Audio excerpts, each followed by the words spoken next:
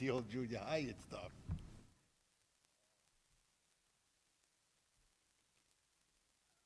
Craig, do you need to come up for any of these things? I wanted to ask, I just wasn't, okay.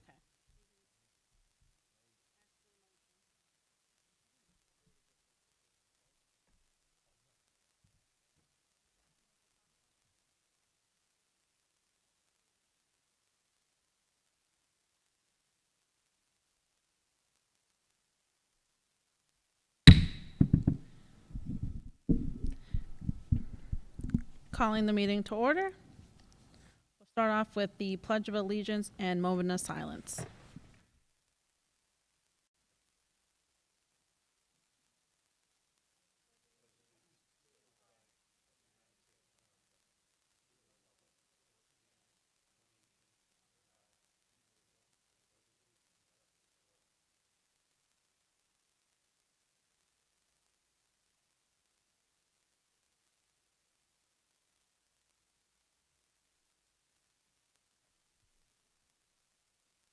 Next item, please. Next item is the consent agenda. At this time, if there are any committee members, if there are any questions or comments, please now. If not, I'll entertain a motion to approve the consent agenda items.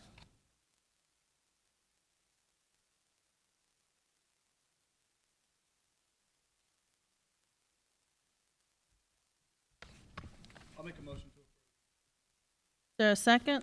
I'll second it. All that say aye? Aye. Aye. Consent agenda approved. Next item, Policy Committee report.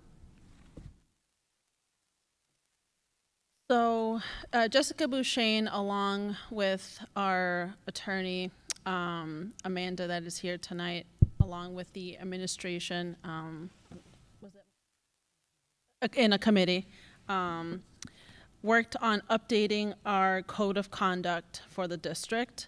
Rhode Island standard has recently changed within the last year and a half. So it was paramount for that to be updated. If Amanda, if you can kind of come up here and kind of go over briefly the major changes that were made to it. A lot of it is a replacement, but I'll let you kind of explain as to the why. So, again, as Chair of the committee indicated, this was an effort that was beyond just me making revisions. Essentially, there was a collection of administrators within the district that did substantial amount of work in revamping the code of conduct that was in existence, really trying to streamline how to put parents and the community on notice, and students specifically on notice of what behavior is appropriate and required within the department, but also setting clear guidelines that comply with the law for the administration and teachers to follow. Substantively, there wasn't a ton that was changed. It was just, when you look at this code of conduct in comparison with the prior one, it looks a lot different just because our goal ultimately was to streamline the information so that it was clear, concise, and available for everybody. The introduction is sort of self-explanatory. Student responsibilities, again, was taken after having conversations with administrators. The scope of conduct was, again, incorporated in the last code of conduct. It just is laid out a little more clearly here so that it's clear where the code of conduct applies. We thought it was important to make sure that Rhode Island general laws that are applicable to student discipline and behavior or codes of conduct were incorporated in the policy so that they're accessible to everyone to be able to review. So you'll note that the applicable laws are referenced throughout. There's a list of potential infractions that's not all inclusive, but it's pretty extensive in that I think it encompasses most behaviors that would be considered infractions. And then essentially after that, the disciplinary procedures are listed, which detail the potential consequences that students could receive for infractions, and it talks about the exact definitions that are required or the exact behavior that's required for out-of-school suspensions, which was something that was pertinent to have in this particular code. And lastly, we separated out and made very clear the appeals policy, just so that everybody was aware of due process rights. And again, this was a collective effort of a number of people, so I'm happy to answer any specific questions or entertain any comments with respect to the changes.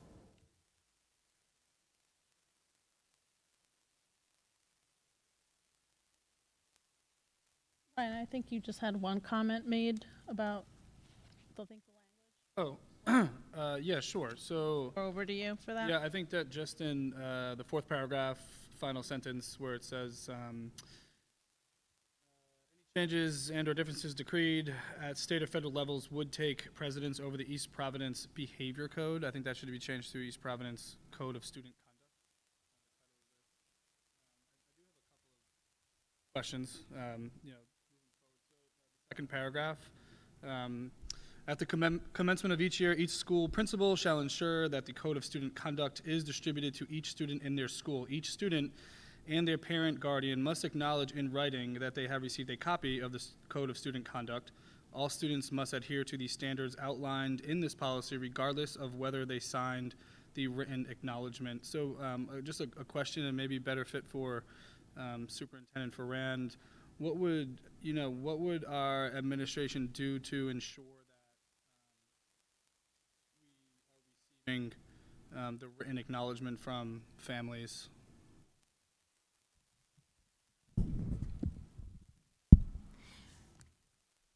We're actually working on transferring all of our forms over to electronic forms also, so then, like, it would be a packet that they would receive, so you could acknowledge that way.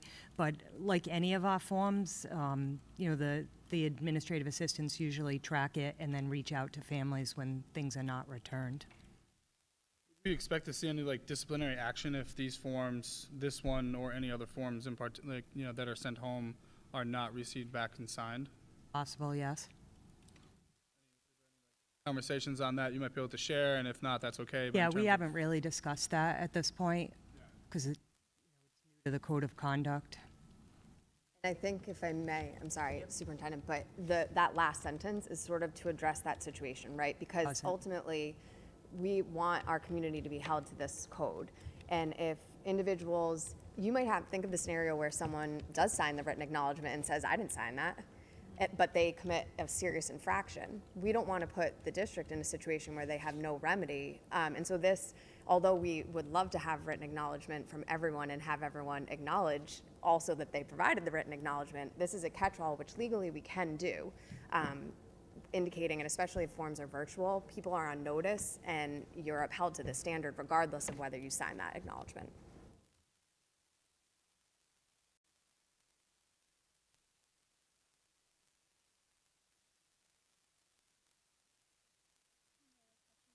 Yeah, I mean, I'm hoping maybe you could just talk a little bit. It seems like when we're looking at the disciplinary procedures, right? So outlined for disciplinary procedures would be a parent-teacher conference, restorative practices, detention, in-school suspension, social suspension, and then out-of-school suspension. And really two questions. One, is there a specific order that these measures would be practiced in terms of disciplinary action, or would that order or not just be based on what the infraction would be? The way that it's written, and I'll let Superintendent Fran follow up as well, is to provide the most discretion within these parameters, because legally it cannot be arbitrary, the imposition of a consequence. However, when you think about it, every infraction has the possibility of being on one end or the other of a spectrum. So let's say, for example, let's use something like a knife, for example. If somebody brings a machete to school, arguably they're going to be on the extreme end of the spectrum. If somebody brings a serrated plastic knife to school, they're on the other end of the spectrum. And there's a whole plethora of things in between. And so what we don't want to do is we don't want to put administrators in a situation where they have to, and RIDE supports this, we don't want people to be in a situation where they have to be stuck in a code of conduct to a specific sort of progression, if you will, because you want to be able to have the discretion based on a case-by-case analysis to impose what is appropriate. So there are circumstances where you're going to jump right to an out-of-school suspension. For example, if you bring a firearm to school, there's a statute that we cite now that specifically indicates that you Yeah. are out for a year. So that is why there's not specifics. RIDE is, historically, districts have had infractions with like a potential penalty. And RIDE wants districts to come away from that because, again, for you to define, let's say vandalism, for you to define that consequence, having a 1 to 3 day out-of-school suspension, technically, legally, you can't even do that anymore. But also, it's better to have this sort of organic analysis of the actual conduct. And that's why we wrote it this way. Does that answer your question? And I It don't know. does. I'm actually, and could you just go back one sentence there? Legally, we can't distribute a 1 to 3 day suspension. So this brings us to, when you look at number 3, under disciplinary procedure, and this was the critical aspect of the code that we needed to make sure was here. When you look at something like vandalism, if you're going to impose an out-of-school suspension, you can't arbitrarily have a 1 to 3 day out-of-school suspension there because you could have vandalism that does not fall within the definition of disruptive student or demonstrable threat. So theoretically, if a student, let's just use the example of graffiti. If a student were to write graffiti on the stage behind us and they never had a history of discipline with the school, and what they wrote was like, "Hi, Mom," you would not be able to arbitrarily suspend them for 1 to 3 days based on Rhode Island general law. And so that's why number 3 indicates the parameters for out-of-school suspensions. Which says a student may only receive an out-of-school suspension if the student is a disruptive student or the student represents a demonstrable threat. And that adheres to Rhode Island General Law 16-2-17A and 16-2-17.1. Correct. Like, and thank you to the committee and you, school committee member Shane, for putting this together. This feels like there's a lot of additions that are aligning this with RIDE and the state laws put forth, especially for out-of-school time suspensions.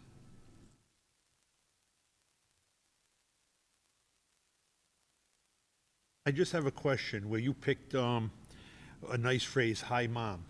Where do we draw the line to say where it's no longer that "Hi, Mom" line? Who would make that decision? And so that's why the administrators would make a decision, and RIDE doesn't define necessarily what a demonstrable threat is. They don't define it. So it's going to be up to the administrator to make a decision based on their observations, their investigation, who they speak to, maybe they interview other students, and ultimately they're going to have to conclude whether they believe the conduct falls within that demonstrable threat category. Now, if it doesn't, there is still a remedy for discipline. It just, if they were to say, "Hi, Mom," the administrator says, "Okay, let me look at the situation. This kid's never been in trouble. Let me look at my potential consequences. What's appropriate?" And then if that student writes "Hi, Mom" in the hallway, that's a second time. They then look again at what the surrounding circumstances are, their investigation, and ultimately, if it happens another time, then we start looking at the definition of disruptive student. Again, if you want to rise to the level of the consequence of out-of-school suspension. So it's within the eyes of the beholder in some sense. The administrators are going to be making on-the-ground decisions, but they're also going to be trained on how to do that and how their sort of initial investigation should go. But the way that this is written, it provides discretion. And RIDE sort of recommends that. They don't want there to be clear-cut definitions of what the discipline will be because there's such a broad spectrum of what could happen. No, I disagree with that. Graffiti is graffiti. "Hi, Mom" and a gang symbol is graffiti. You write on the walls on the 3rd and 4th floor in the building after the taxpayers just spent $350,000. It's defacing public property. I disagree with what RIDE says. You get a guy up there, "Hi, Mom," it's still graffiti. A gang, because now look at the window that we're opening it to. "Hi, Mom" is okay. Gang symbol, we're going to have a debate whether it's 1 to 3 days suspension. I just think the window is open too wide on that. I'm on the older side. Personally, I think graffiti is a downside. So, But to, I think we added a lot to this, but I just think that we can work with the superintendent more to see what kind of discretion, they choose as, what they write. At the end of the day, it's defacing public property. right, So and if I may add, I agree that it's frustrating regardless of what is written, especially on a new building such as a high school. But it's also a balance of the school districts and RIDE's interest of making sure that students are attending school as well. So there's like that tough balance of, do we want them to miss class, or would we rather them continue to come to school type of thing? So that's just a piece I'd like to add in there too.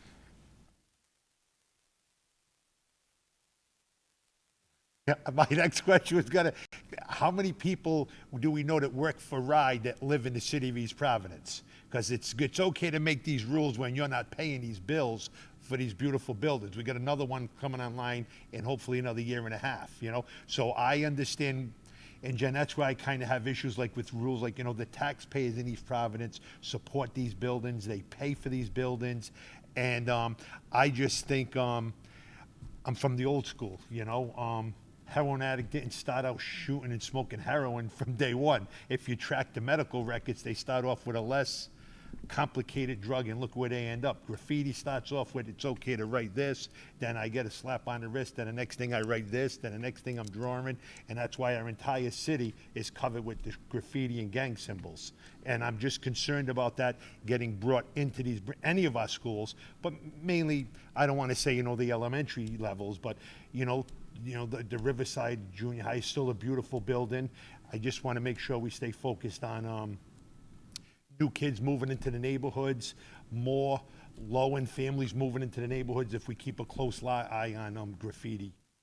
And one thing to keep in mind is that, again, Hi Mom, in an egregious manner written on the stage in a beautiful auditorium, RIDE says that can't be an automatic out-of-school suspension, but when you look at the consequences in the code, you could impose 50 hours of community service. You could require them to clean the auditorium, 7 days a week. You could still do a social suspension. There's a variety of things that you could do so that it's not just a slap on the wrist if that's what the facts warrant.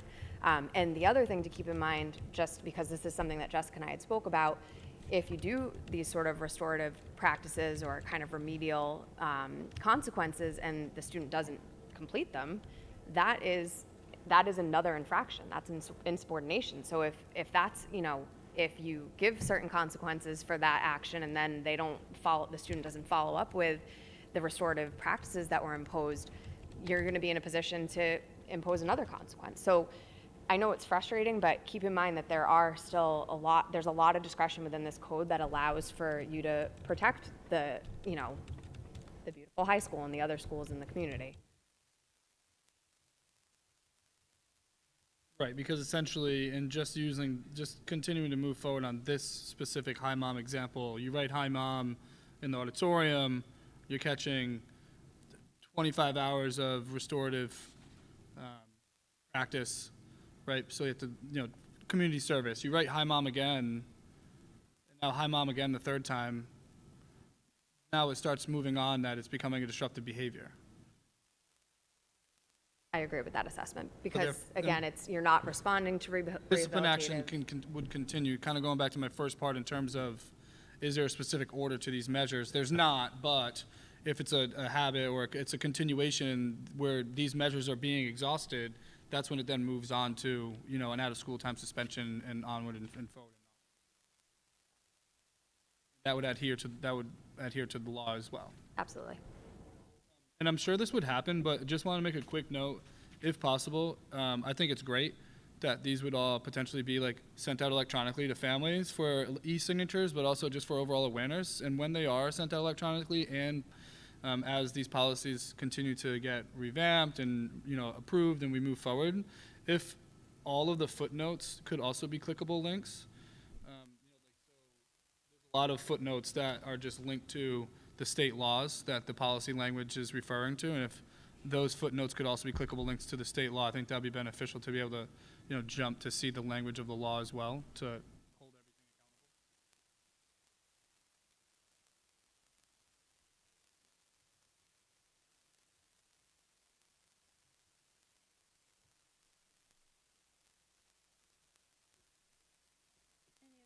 questions or comments regarding the code?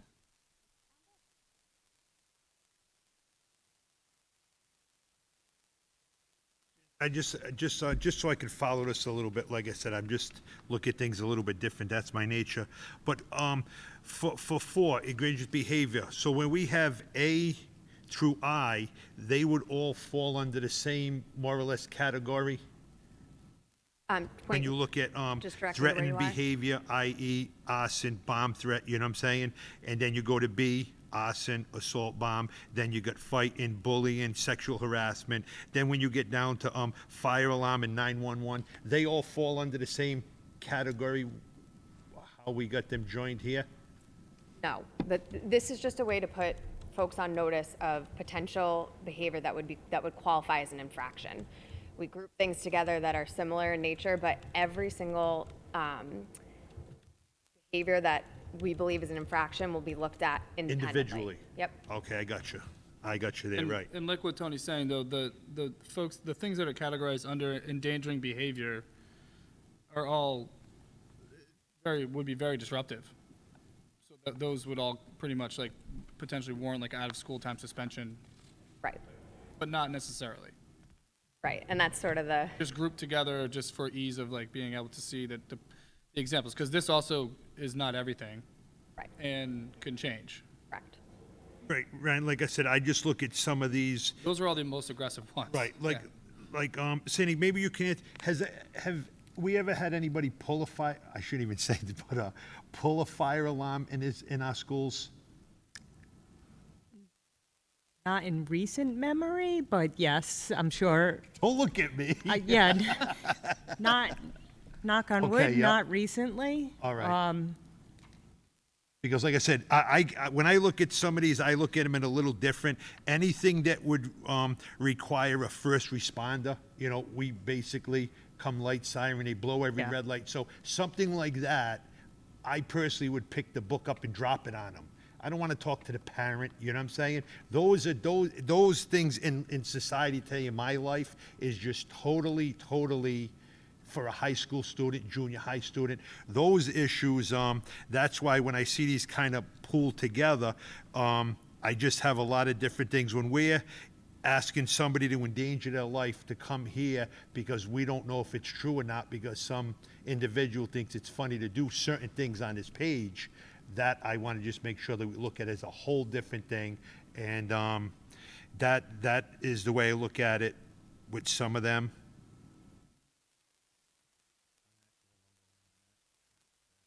Okay, one more, just while we're on this, another issue when you had brought up a plastic knife and a machete. The question I have now, when we classify a knife, and it's saying you might be, how do we classify a knife? Is that considered a sharp object, dangerous weapon? Because my question would be, is suppose somebody's hypothetically caught with a box cutter. What do we classify a box cutter? Legally, a box cutter is not a knife. So how do we classify that? So we don't need to, and we don't really define, because again, possession of weapon is one of the infractions that's listed. And again, this is meant to be a guideline. But we don't necessarily have, the only thing that is important in that statute cited is the statute related to firearms and replica firearms. Yes. Other than that, anything that can fall within an administrator's discretion into that category of weapon, they have the discretion and ability to do that. We don't want to define necessarily, because again, a box cutter, I think if it were up to me, I would say certainly falls under the category of a weapon. But we want the administrators to be looking at the infraction, surrounding circumstances, when they decide what the consequence should be. All right, I'm getting a gist of this, as long as we get, find a way to get more in the loop with this, like, speaking out, because I always did have, a box cutter when I was in this high school working at, Gas Barrels Liquor Store. It was just a normal thing. That was my thing when I got up in the morning, come to school, that was my tool at work. So if you ever had a student that requires leaving here, going to a job, and he actually has, a box cutter with him or something like that, that we use discretion with that. A knife is a knife, we don't, is a total separate thing. That's why I'm just wondering, when we look at these, we categorize them a little bit different, but your clarification helped out quite a bit. Superintendent, In situations like that, like they need to use something like that after school, isn't there like a check-in spot with the principal's office sometimes? Like if like they have to carry something like that, that's something that students will usually speak to their principal about? Or in this case, Principal Black, and say, hey, can I check this in with you? And I'll pick it up after school, you know, as Yeah, I'm they heading could out. be. They shouldn't have it on their person.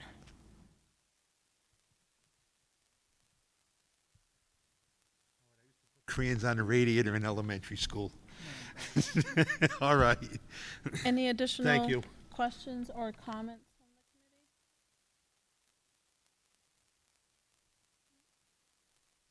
committee? Just the last thing, I guess I'll just add. I like how very organized it is.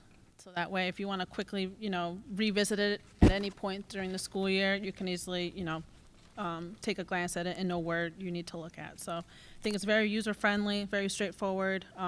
So thank you again to the committee for taking the time to make sure that this was accessible for everyone. I think that is it. Thank you, Amanda.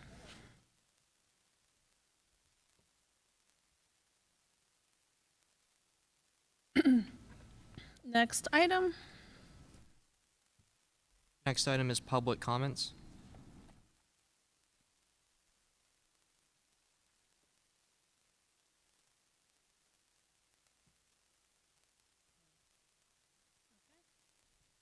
Next item.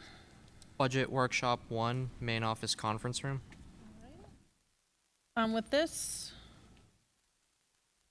actually, Amanda, can we adjourn and then go into the conference room for the rest of our meeting, or how? No, it is. It is accessible. Okay. So the committee will now move into the conference room. It's just a more, I think, productive area for us to be able to really look at each other's faces and work together as a group with the superintendent and our finance director. They typically have a PowerPoint presentation for us to go over, packets and all that. So again, it's just a lot easier than us just, you know, talking to us sideways. So have a good night, everyone, and we will likely have another public workshop at a later date that will be posted, of course, if that is something that we do need. Thank you.